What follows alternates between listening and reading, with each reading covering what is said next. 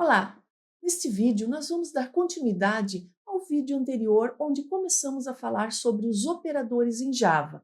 Já vimos como funcionam os operadores aritméticos e agora vamos trabalhar com os operadores de igualdade. Você vai ver que é super simples. Os operadores de igualdade, eles funcionam para fazermos uma comparação entre duas variáveis, se os valores são iguais ou se eles são diferentes. O resultado dessa utilização destes símbolos aqui de igual ou diferente, eles nos vão retornar um valor booleano, ou vai ser true, verdadeiro, ou false, que seria um falso. Então, como podemos fazer aqui um exemplo para vocês? Vamos criar aqui três variáveis. Int A valendo 3, vamos criar aqui int B valendo 5 e o int C valendo 3 também. Vamos fazer aqui a comparação dentro de um sysout. Vamos mandar já diretamente uma mensagem ali para o nosso console. Primeiramente, eu quero ver se o valor de A é igual ao valor de B. Vou salvar e executar. O valor de A é igual a B? 3 é igual a 5? Não, não é verdadeiro, é falso. Então, false. Se eu for comparar agora, se o valor de A é igual ao valor de C. Nesse caso, 3 é igual a 3, está aqui o resultado true, verdadeiro, perfeito. A mesma verificação a gente pode fazer aqui utilizando o sinal de diferente. Percebam que quando a gente fala apenas no sinal de igual sozinho, ele é uma atribuição de valor. É o que temos aqui quando declaramos uma variável. Porém, quando eu quero verificar uma igualdade, eu tenho que usar igual, igual. Já para o diferente, o símbolo utilizado é o símbolo no sinal de exclamação e o igual. Então, A é diferente de B, 3 é diferente de 5, ele vai ter que retornar para nós true. Está aqui, correto.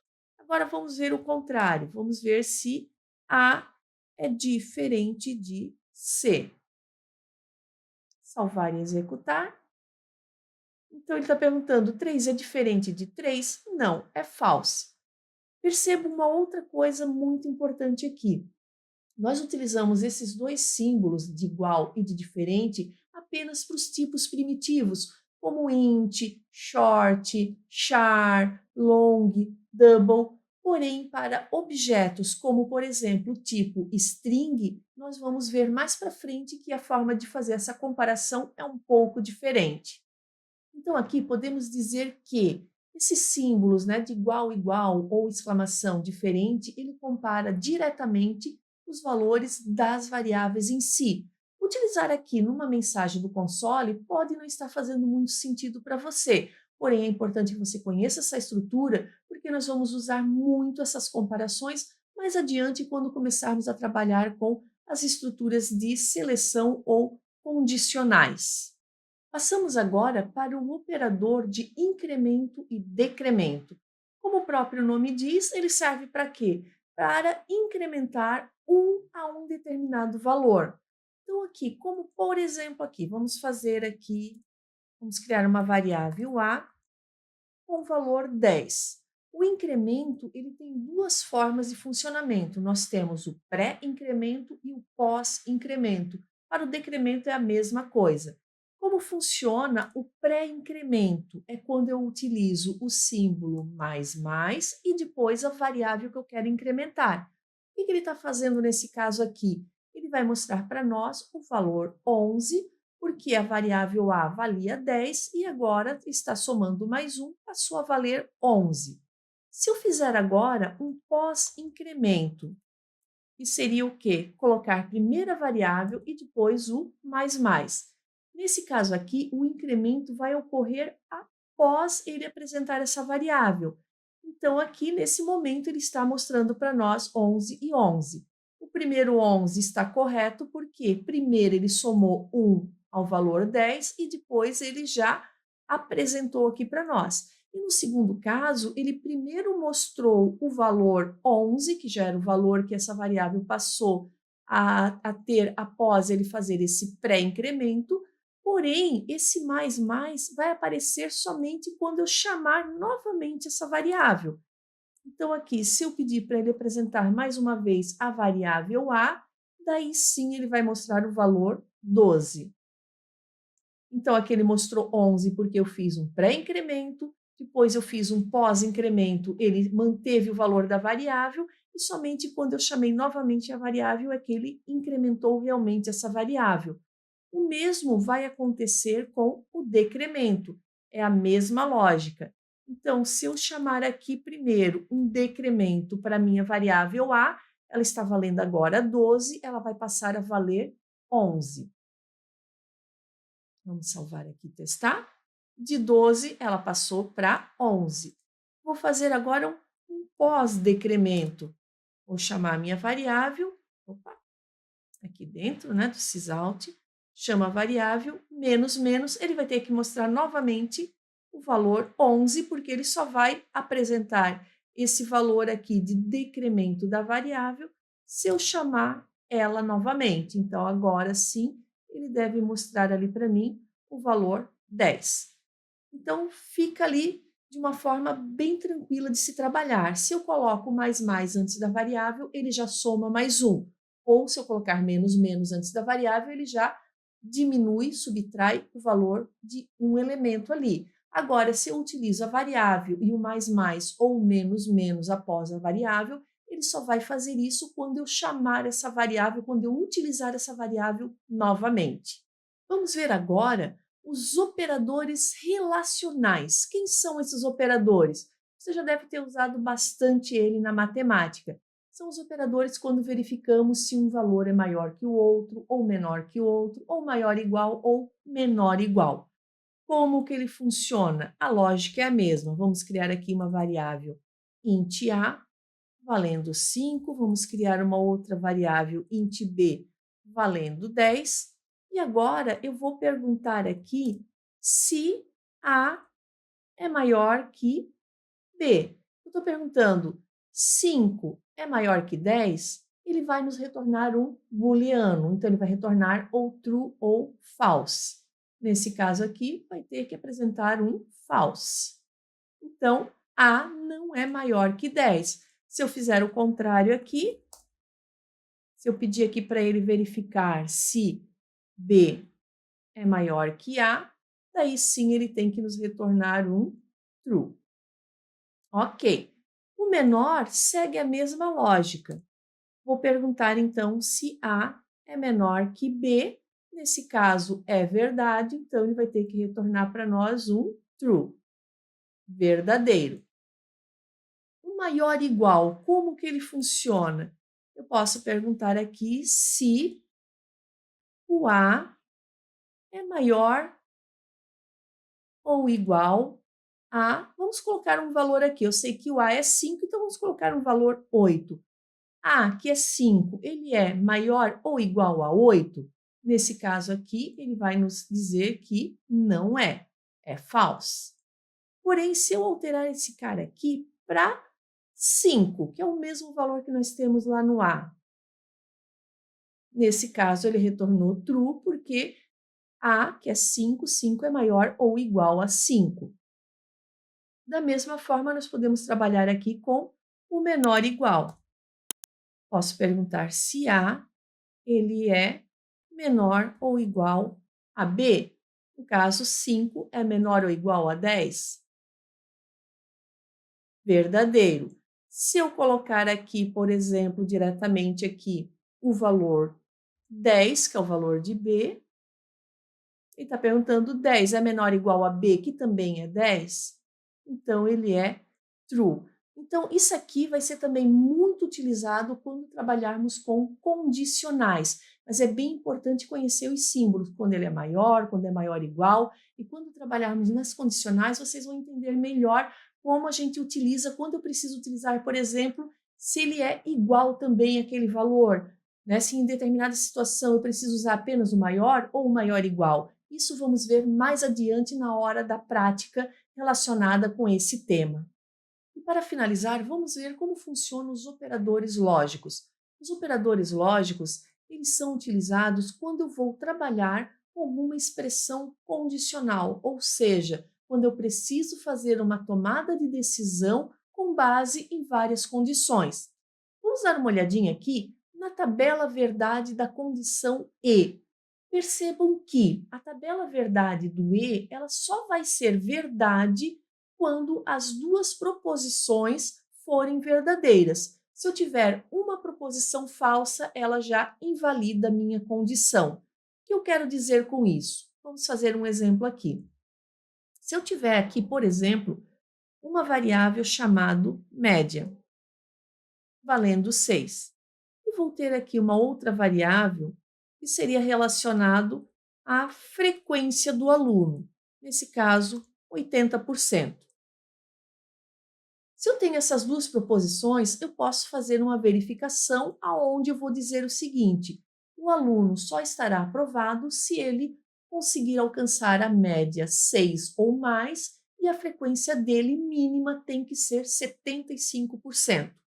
Como eu posso resolver isso? Vou colocar aqui apenas uma mensagem do console, aonde ele vai verificar duas proposições, conforme eu comentei agora, e essas duas proposições vão ter que ser verdadeiras para que ele nos apresente no console o valor true para dizer que o aluno está aprovado. Então aqui eu vou perguntar o seguinte: aqui a minha média ela tem que ser maior igual a 6. Vejam que aqui nós já estamos trabalhando com um operador relacional. Agora eu vou utilizar aqui o nosso operador lógico e o quê? E se a minha frequência ela é maior ou igual a 75. Como eu tenho aqui 6,80, ele vai ter que nos apresentar o valor true, porque o aluno estaria aprovado que ele tem média que está dentro do desejado, que é 6, e ele conseguiu mais que 75% de frequência. Se eu alterar aqui o valor da frequência dele, colocar em 74, eu já vou ter ali uma proposição falsa, e nesse caso o resultado é falso, ele estaria reprovado. Da mesma forma, se eu alterar aqui a nota dele para 5 e colocar aqui que ele teve 90% de frequência na aula, porém ele não alcançou nota. Também falso, porque ele não atendeu a essa primeira proposição. Então, aqui no caso do E, que a gente utiliza esses dois E comercial, ele vai ser verdadeiro somente se essa primeira proposição for verdadeira e a segunda também for verdadeira. Qualquer uma das duas sendo falsa, ele vai nos retornar aqui o false. Vimos o operador E, agora vamos ver como funciona o operador OU. Dê uma olhadinha aqui na tabela verdade. A tabela verdade para o OU, ela vai acontecer da seguinte forma: a gente só tem que prestar atenção que no OU, para ele ser verdadeiro, eu tenho que ter pelo menos uma proposição verdadeira. Se eu tiver duas proposições falsas, elas são, então, o nosso resultado da expressão condicional vai ser falso. Então, se eu tiver pelo menos uma condição verdadeira, ele vai dizer que está tudo ok, é verdade. Então, vamos ver aqui um exemplo da seguinte forma. Vamos dizer que aqui na saída eu quero que ele verifique o quê? Se o limite de velocidade, se ele é maior que 50. Ou se a pessoa fez uma ultrapassagem proibida. Só vamos colocar aqui os nossos valores para que ele consiga fazer essa verificação aqui. Então, aqui eu vou ter um int, que vai ser o meu limite de velocidade. Eu vou dizer que a pessoa estava em 50 por hora e vou ter aqui um boolean, que vai ser o nosso ultrapassagem proibida. E vamos dizer que false, ele não fez uma ultrapassagem proibida. Nesse caso, ele está dentro do limite de velocidade, porque 50 não é maior que 50. Então, aqui já está um exemplo da utilização do maior igual, que aqui em cima, na média, a gente precisou usar o maior igual. Nesse caso aqui, se a pessoa chegou a 50 por hora, não vai receber uma multa. E eu vou verificar se ele fez uma ultrapassagem proibida. Então, se um desses dois, dessas duas proposições aqui, se elas forem verdadeiras, ele vai nos retornar aqui um verdadeiro. Então, ele vai dizer assim, beleza, a pessoa está trabalhando dentro do correto. Vamos fazer aqui uma verificação. Aqui eles nos retornou false. False por quê? A pessoa não ultrapassou o limite de velocidade e ela não fez uma ultrapassagem proibida. Então, se ele não ultrapassou, então aqui já estaria falso, porque 50 não é maior que 50 e não ultrapassou. Então, nesse caso, ele não ganharia nenhuma multa. Agora, vamos dizer aqui ó, que ele não fez ultrapassagem proibida, mas ele passou a 51 quilômetros por hora. O que vai acontecer aqui para nós? Agora ele apresentou aqui um true, porque como essa proposição aqui foi verdadeira, ele não importa que essa segunda aqui é falsa, ele vai nos retornar true. Então, nesse caso, a pessoa estaria sim sendo multada. Ou, vamos dizer que aqui ela passou a 48, porém ela fez uma ultrapassagem proibida. Nesse caso aqui, ele também vai ter que retornar para nós true. Por quê? Porque essa proposição aqui é verdadeira. Então, se ele atendeu a uma dessas duas, ele vai ter que retornar true. Então, seria como eu estou verificando se a pessoa vai receber uma multa. Ela recebe a multa se ela ultrapassar o limite de velocidade ou se ela fez uma ultrapassagem proibida. E fechando esses operadores aqui, nós temos a nossa negação. A negação, o símbolo dela é a exclamação. O que a negação faz? A negação ela só pega e inverte o valor de um sinal. Por exemplo, se eu colocar aqui para ele mostrar, vamos utilizar ali a nossa variável ultrapassagem proibida. Ela tem um valor true. Vamos colocar aqui, ele vai ter que mostrar para nós, ao imprimir, o valor true, porque é o valor que está aqui na nossa ultrapassagem proibida. Ele apresentou aqui esse true da ultrapassagem proibida. Agora percebam, se eu colocar aqui um sinal de exclamação antes da minha variável, que essa variável já é booleana, se eu coloco ela antes, o que é true vai ter que passar para false. Vamos executar. True se tornou false. Então, aqui olhando para a nossa tabela verdade, só vamos levar em consideração que quando um valor é verdadeiro, ele se transforma em falso, e se ele fosse falso, ele seria transformado em verdadeiro. E aí, o que você achou desse conteúdo? Muito difícil? Fácil? Coloque aí nos comentários. Passe esse feedback aí para poder estar acompanhando, para ver qual o seu entendimento, quais as suas dificuldades ou sua experiência relacionada a esse tema. E se você gostou do vídeo e ainda não está inscrito no canal, aproveita aí, se inscreve no canal, compartilha com os amigos e ativa as notificações para não perder nenhum vídeo novo. Te vejo na próxima aula. Até mais!